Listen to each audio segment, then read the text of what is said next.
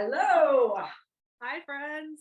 Hello, hello. Today we're going to talk about money. Money, money, money, money, money. uh, what prompted this?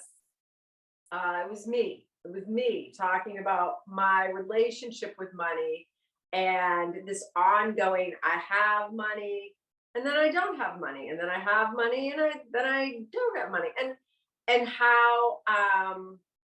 that how that can activate feelings of being safe or not safe.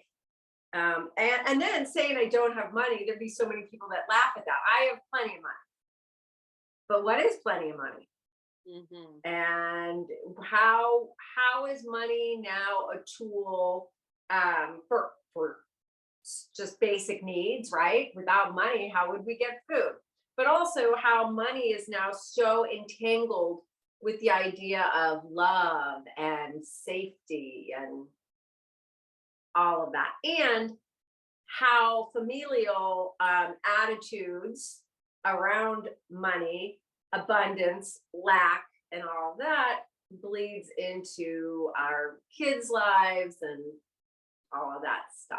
hmm I think my dad was really good at teaching us that money fluctuates constantly, right? Money is always coming and going, ebbing and flowing, and for that reason, we shouldn't put our feelings of safety into money, right? So the concept of like, okay, your feelings of safety and security and trust in the universe have to be stronger than this external evidence of your wealth.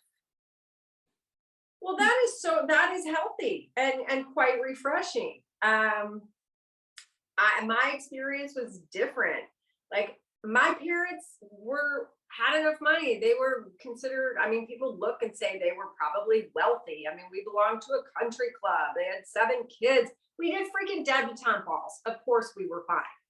But this idea was pervasive of like, I remember when my dad got a paycheck and half of it went to my mom.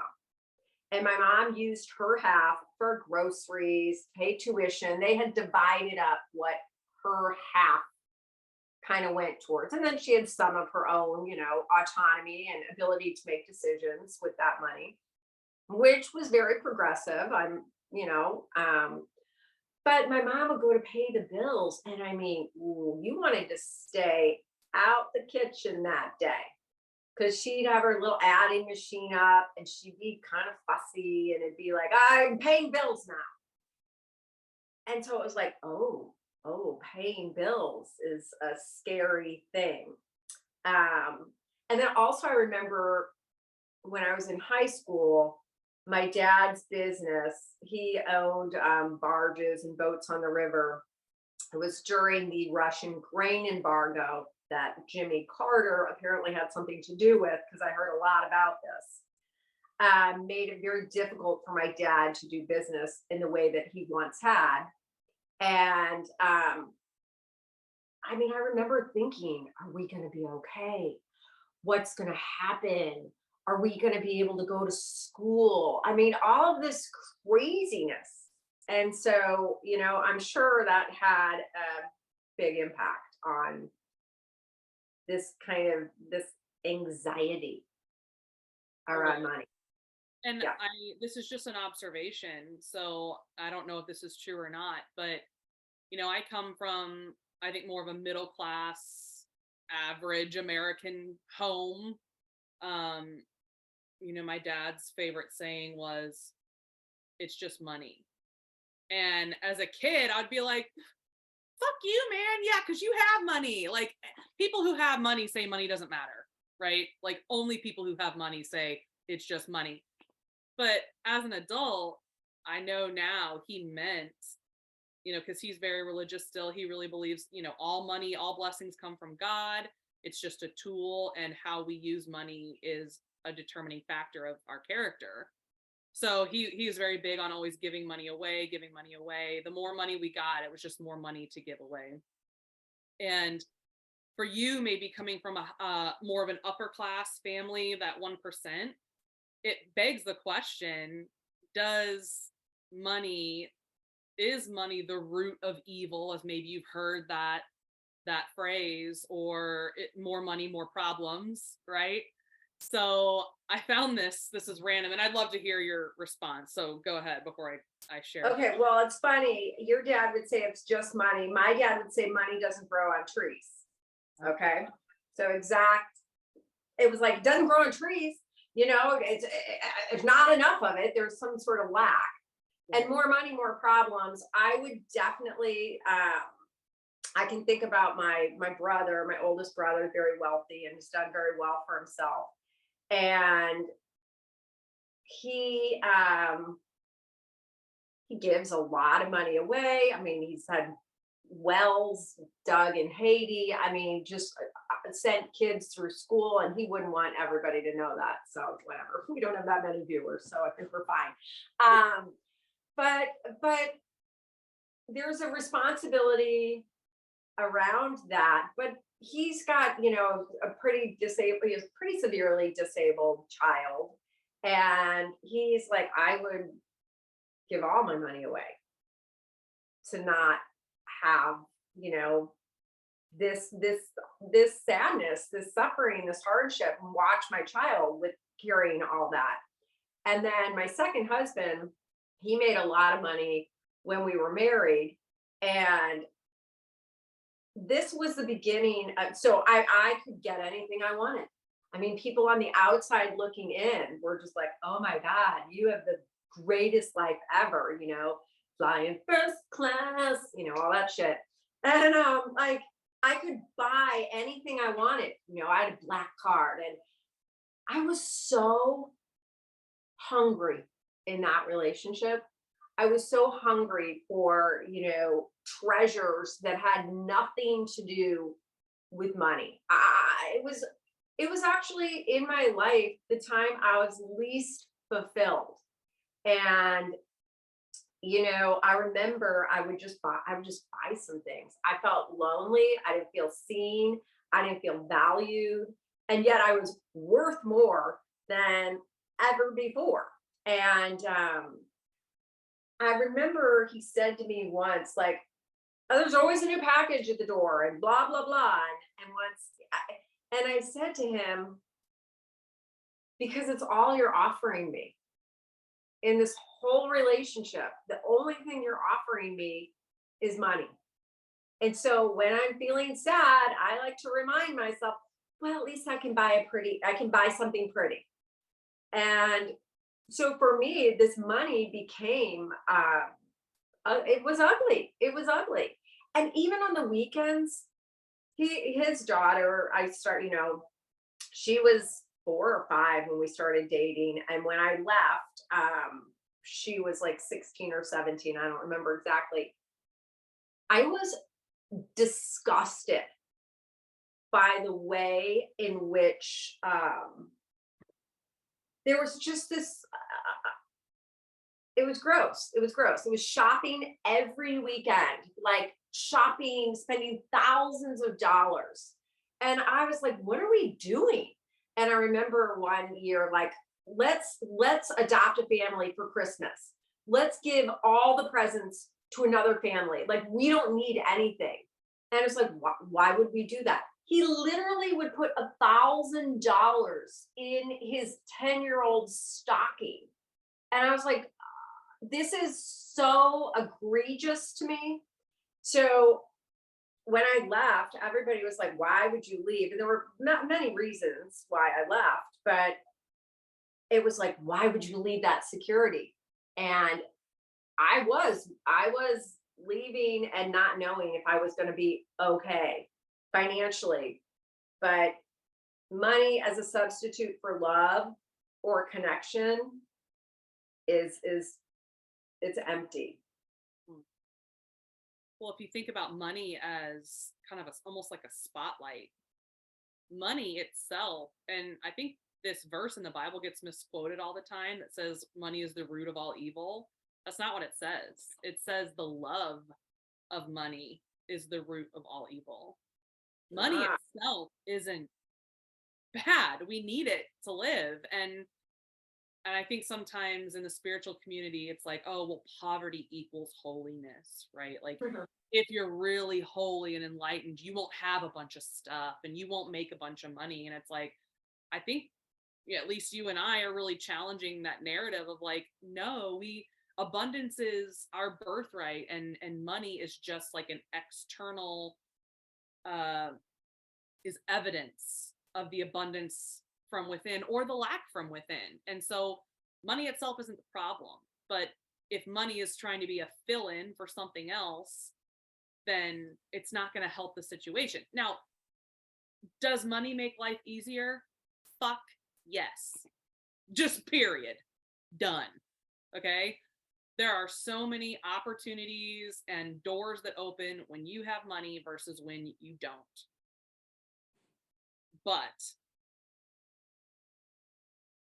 if money is a stand-in for other things that you're hoping for, most of all connection, it's going to feel really cheap. And if money is kind of the motivating factor behind the things that we do, there's going to be an element of manipulation or, strategizing and using people or situations. So the study that I found, and y'all have maybe heard of it because it was fairly popular when it came out in 2010, this sociologist, I think there were two sociologists, did this study. They used like 30,000 people, and they found that happiness, feelings of happiness continue to increase the more you make until $75,000. Now, this was back in 2010, so think about inflation. At $75,000, happiness either leveled off or decreased. So then they're making all of these assumptions, these conclusions of like, yeah, money is the key to happiness to a certain extent, but beyond that, it's actually counterproductive. Well, this new study just came out 2 years ago where they actually refuted those findings. And now they're saying, from a sociological standpoint, that happiness does continue to increase the more money you make. So, BS, BS, BS, BS, BS. Okay, I'm just going to call BS on that. okay, say First more. of all, I want to my personal experience, and it's just BS for me. So maybe it's not BS for the rest of the people in the study. But if you think about what's your worth, okay, and even what's your net worth, you know how I love to play with words. So net, we're kind of up entangled in that net, right? That web, and then worth. What are you worth? So many of us believe our worth, our sense of worth is tied in with how much money we have. And to pursue money at the cost of doing the inner work, I think it is a net. It's a trap that we can get on of pursuing money instead of centering ourselves and becoming more balanced and energetic and magnetic. And the more I work on inner wealth, my external environment is a reflection of that. When the pursuit of money ensnares us and keeps us from doing the work, because society would say you're on the right track, you're doing great, you've got a couple houses, you got a couple cars, you've had a couple wives, you're the man. It's a distraction, and it can be a trap. And I was talking to my niece before this episode, and she comes from a very wealthy family, and she's reflected that since leaving and getting married, and they're doing just fine, but it's not the same level. She didn't realize how much of this web, this cyclone of traveling and acquiring and shopping really kept her from even having a moment Mm. to look inward and start working on the abundance that comes from self-worth generated within the soils of our, inner world, inner garden. Mm. And well, I'm definitely guilty of like, oh, if we just had enough money, fill in the blank, right? Yeah. When I have money, I'll be happy.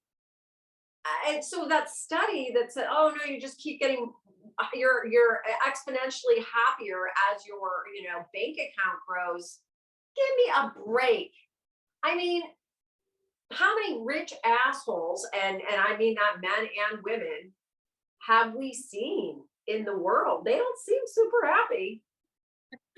Yeah, no, they don't. And I, so this was kind of a fun little experiment.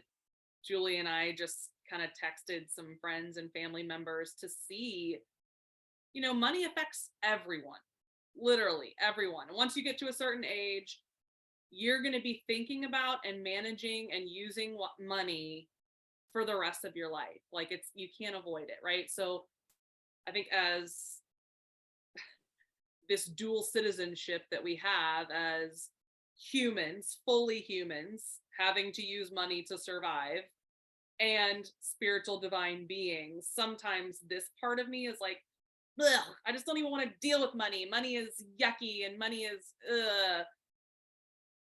But we can't do that.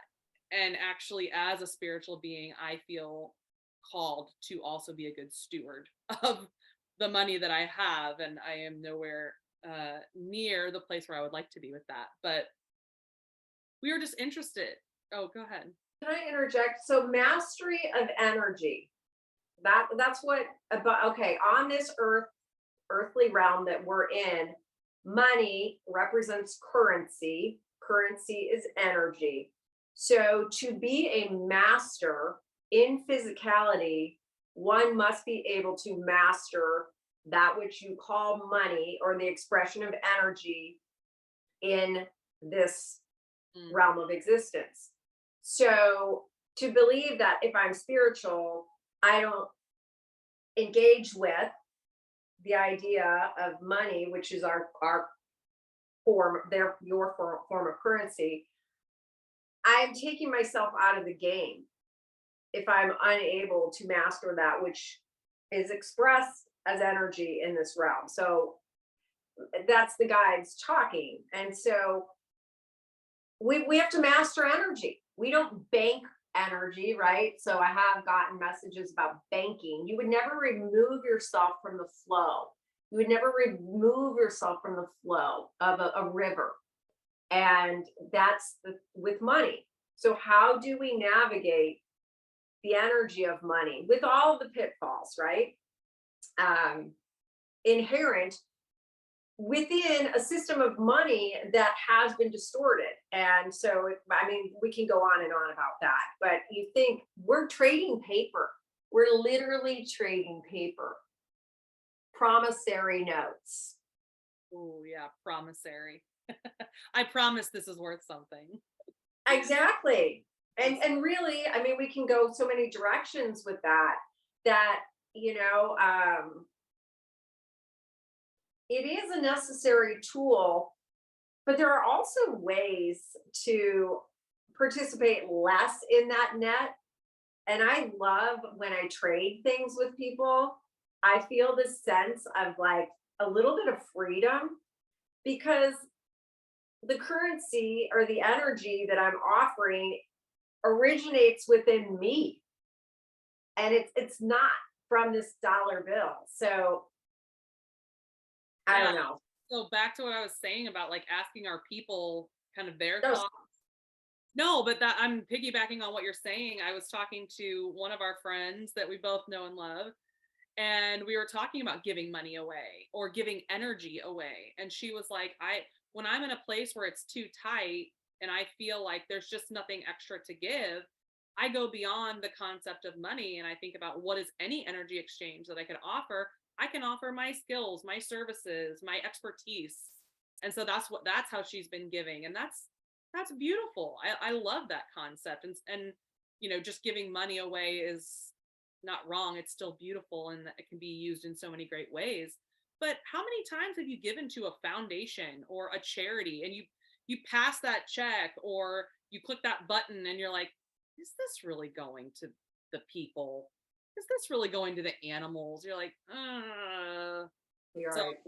energy is a beautiful way to give too. Yes. Totally. And how about there's so much tied in with money, whether it's guilt. So you're talking about giving to a charity. How many times do I go check out at a grocery store or wherever?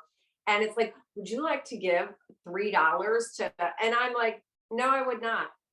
I And say I no every think time too. I think about myself when was younger, I would have been like, well, they'll think I'm an asshole if I'm not giving to juvenile diabetes. I like, who says no? It's only $3. I've just filled up my shopping cart with brie and grapes. Like, come on. And so I say no to that, but why do I feel guilty?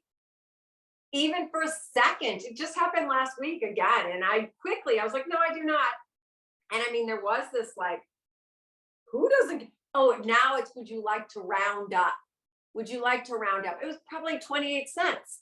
But I was like, no, I don't know you. I don't know where this is going. Do I want to energetically support something that I don't have a clear understanding of?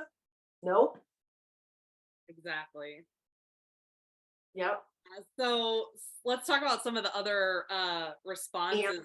Oh my Yes. goodness. So just eye-opening and telling, and everyone's got their own personal relationship with money that is complex and full of baggage and full of conditioning from external influences. So like one thing that stood out to me particularly, I asked several of my wealthy friends, how do you respond to the phrase more money more problems?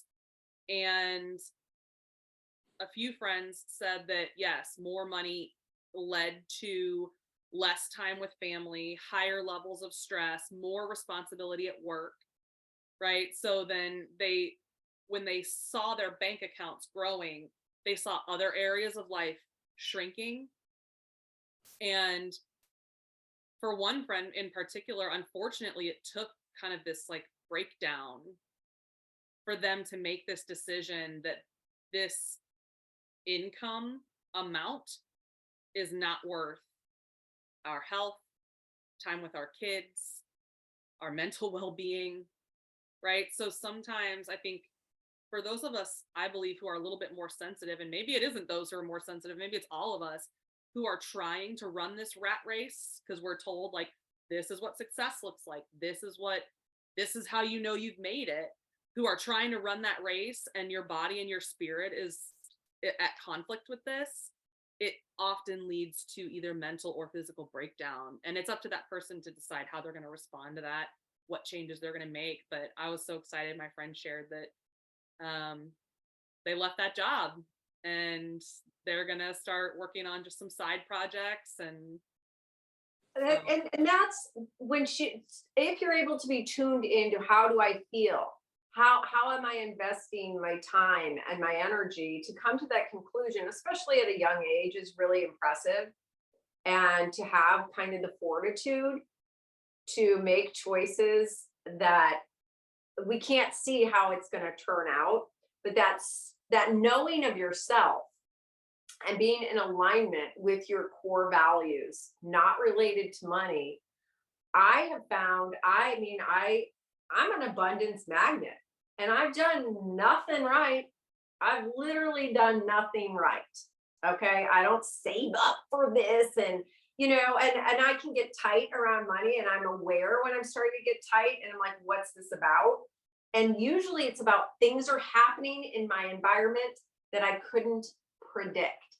So I start feeling the sense of maybe the world isn't safe.